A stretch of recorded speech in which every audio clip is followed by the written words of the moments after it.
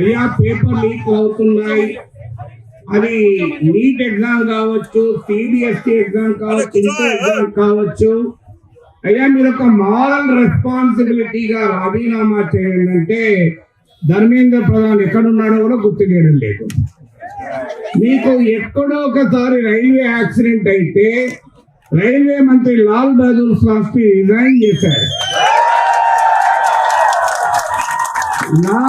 లాల్ బహదూర్ శాస్త్రి నుంచి ధర్మేంద్ర ప్రధాన్ వరకు వచ్చాం మన రాజకీయం. ఉల్లిగడ్డల ధరలు పెరిగాయి అని ఆర్థిక మంత్రిని అడిగితే నేను ఉల్లిగడ్డ తినను, నాకు అలవాట్లేదు అని చెప్పాను. పెట్రోల్, డీజిల్, గ్యాస్ ధరలు పెరిగాయి అంటే ఏడాది దాకా బంగారం కొనడం మానేయండి అని చెప్తున్నా. ఎందుకు మనం ఏమడుగుతున్నాం? అయ్యా ధర్మేంద్ర ప్రధాన్ రాజీనామా చేస్తే సోనం వాంగ్చుక్ కాడు ఎడ్యుకేషన్ మినిస్టర్. ధర్మేంద్ర ప్రధాన్ రాజీనామా చేస్తే నాగేశ్వరం గాడు ఎడ్యుకేషన్ మినిస్టర్. కానీ ఎందుకు అడుగుతున్నామంటే ఒక పొలిటికల్ అకౌంటబిలిటీ ఉండాలి ఈ వ్యవస్థలో. కానీ మరి ఎందుకు లేదు చెప్పరా? ఓ ఈమెయిల్ పొద్దున్న లేస్తే ఆఫీస్ ఈమెయిల్ ఓపెన్ కాదు. ఇంత అవమానకరంగా ఉద్యోగాలకు తీసేయాల్సిన అవసరం ఉందా? క్యాంపస్ లో హైరింగ్ జరగదు. ఇవాళ 20% ఇండియాలో యూత్ అన్ఎంప్లాయ్మెంట్ 20%. ఎందుకు ఇలా ఉండాలి? అయ్యా మేము ఏమంటాను, మాకు ఉద్యోగాలు ఇస్తే ఈ దేశ సంపదను తీసుకొస్తాం. మీరు $5 ట్రిలియన్ తేలేదు కానీ మేము తెస్తాం, మాకు ఉద్యోగాలు ఇవ్వండి అని అడుగుతున్నాం.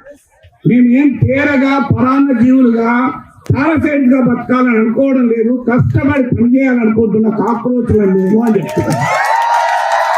కానీ ఇవాళ ఉద్యోగాల గురించి అడిగితే ఎవరు ఆన్సర్ చెప్పరు. అయ్యా నిర్భయ నుంచి దిశ వరకు అత్యాచారాలు జరుగుతున్నాయి, దీని సంగతి ఏంటి అంటే వాళ్ళ ఆడవాళ్ళు అంత రాత్రి ఎందుకు వెళ్ళారు, ఆ డ్రెస్ ఎందుకు వేసుకొని వెళ్ళారు అని ఆన్సర్. ఏంటి రాజకీయ వ్యవస్థలు ఇవన్నీ ప్రశ్నిస్తే నువ్వు అర్బన్ నక్సలైట్ అంటారు, నువ్వు చైనా ఏజెంట్ అంటారు, నువ్వు పాకిస్తాన్ ఏజెంట్ అంటారు, నువ్వు హిందూ ద్రోహి అంటారు, నువ్వు దేశద్రోహి అంటారు.